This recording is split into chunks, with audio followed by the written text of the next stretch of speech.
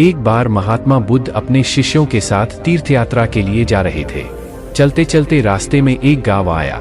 महात्मा ने कहा, आज का विश्राम इसी गांव में करते हैं।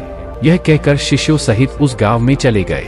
गांव के लोगों ने महात्मा को देखा तो बड़े प्रसन्न हुए और महात्मा के लिए बहुत अच्छा आसन लगाया। सभी अपने अपने घरों से अच्छा अच्छा पकवान बना कर लाए। रात होने पर सभी बच्चे, बड़े, स्त्रियां महात्माओं के पैर दबाने लगे और आराम से बैठकर ज्ञान की बातें सुनते रहे। सुबह हुई तो महात्मा बुद्ध ने गांव वालों से कहा, अच्छा अब हम चलते हैं, आप सभी हम जाने की अनुमति दे। गांव वालों ने कहा, महाराज एक दिन तो और रुकिए। लेकिन महात्मा ने कहा, नहीं बच्चों, अब हम जाते हैं, कभी फिर आएंगे। यह कहकर महात्मा चलने लगे और चलते हुए महात्मा बुद्ध ने गांव वालों को वरदान दिया और कहा, सब के सब उजड़ जाओ। यह वरदान देकर महात्मा चले जाते हैं। चलते चलते शाम हुई तो महात्मा एक दूसरे गांव में पहुंचे।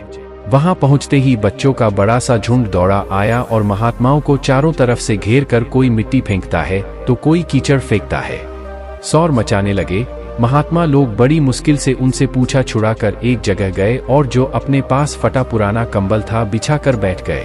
काफी देर बाद गांव के कुछ बड़े व बूढ़े आए। वे सब भी महात्माओं को देखकर हंसने लगे और मजाक उड़ाने लगे। एक जवान ने तो महात्माओं का कंबल ही छीन लिया और कहा, इनके क्या काम आएगा, कम से कम मेरी भैंस तो ओढ़ेगी। वे महात्माओं का अपमान करते हुए चल गए। महात्माओं ने भूखे प्यासे रहते हुए बड़ी मुश्किल से रात बिताई। सुबह होते ही महात्मा चलने लगे और चलते हुए महात्मा बुद्ध ने गांव को वरदान दिया कि सब के सब बसे रहो। गांव से काफी दूर जाने के बाद जंगल में एक तालाब आया और कुछ फल के पेड़ नजर आए तो महात्मा बुद्ध ने कहा, बच्चों यहाँ थोड़ी देर विश्राम करते हैं। वहाँ महात्मा लोग फल खाते हैं और तालाब का शीतल जल पीते हैं। तब एक शिष्य ने कहा, महात्मा क्षमा करे, हमें एक बात खटक रही है, आप नाराज न हो तो हम पूछ सकते हैं। तब महात्मा बुद्ध ने कहा, बोलो बच्चों, क्या जानना चाहते हो।